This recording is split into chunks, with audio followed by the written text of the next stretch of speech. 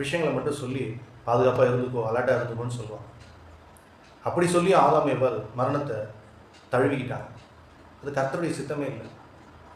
அவர்கள் மூலமாய் வந்த மரணத்தை ருசி பார்த்து அதை வென்று மரணத்தின் கூரை உடைத்து உயிரோடு எழும்ப வந்த இயேசு கிறிஸ்து இன்னும் சிலுவைக்கு போல. அதுக்கு முன்னாடி தான் இந்த மாதிரி சூழ்நிலைகள்லாம் நடக்குது. அப்போ ஆவியில் கலங்குறாரு.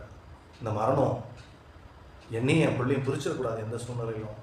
அதனால தகப்பன் என்ன சொல்றாரு, போயிட்டு நீ அவங்கள மீட்டு எடுத்துகிட்டு வந்திருப்பான், அதுக்காக மரணத்தை ருசிப்பார். ஏசப்பா சொல்கிறாரு, அப்பா நீங்கள் சொல்லிட்டீங்கல்ல, எனக்கும் அவங்க ரொம்ப முக்கியம்.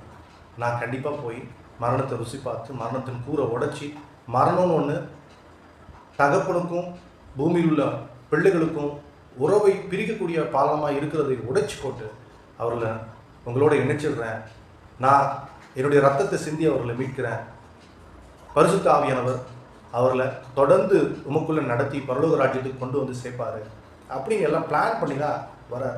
ஆனால் இங்கே ஏன் அழுத? ஆவியில் கலங்கி. இந்த மரணம் மனிதனை எந்த அளவுக்கு கொடூரமாக பாதிச்சிருக்கு அப்படின்றத நினச்சி ஆவியில் கலங்குறாரு. சாதாரண மனிதனாக அவர் அழலை, சரீர ரீதியான காரியங்களுக்கு அழலை, அவரால் உயிர்த்தெழ வைக்க முடியாது அப்படின்ற பயத்தில் அவர் அழலை. அவருக்கு எல்லாமே தெரியும், அவர் உயிர்த்தெழ தான் வைக்க போகிறாரு லாசரு இன்னும் கொஞ்ச நேரத்தில். ஆனாலும் அழலை. ஏன்? நல்ல பங்கை தெரிந்து கொண்ட மரியா சொல்கிறாங்க, ஒரு நாள் உயிர்த்தெழுவான் ஆண்டவரே. பரபரப்பாக வேலை பார்த்துட்டு இருந்த மார்த்தா சொல்கிறாங்க, ஆண்டவரே நீங்கள் இங்கே இருந்திருந்தா அவனுக்கு இந்த மாதிரி ஆயிருக்காதுன்னு சொல்கிறாங்க. அப்போ என்னுடைய போதனைகளையும் நான் செய்த அற்புதங்களையும் கண்ணார பார்த்தவர்கள், இதுக்கு கொஞ்ச நாளுக்கு முன்னாடி தான் ஒரு பெண்ணை உயிரோடு எழுப்பினேன், அதெல்லாம் நீங்கள் பார்த்துருக்குறீங்க. நல்ல பங்கை தெரிந்து கொண்ட மரியாதை இங்கே தான் இருக்கிறாங்க. எல்லா போதனையும் பார்த்து எல்லா அற்புதங்களையும் பார்த்து இன்னும் கூட நீங்கள் நம்பலையே. இந்த நாளில் கர்த்தர் நம்மை பார்த்து கேட்குற கேள்வியை தான். மார்த்தாவும் மரியாளும் ஏசப்பாவுக்கு சாப்பாடு கொடுத்தவங்க, ஏசப்பா பாதத்தருளே உட்காந்து அவர்கிட்ட எல்லா நற்செய்தியும் முழுமையாக டைரக்டாக கேட்டுக்கிட்டவங்க. இவர் தேவனுடைய குமாரன் என்று அறிந்தவர்களாக இருந்தவர்கள்.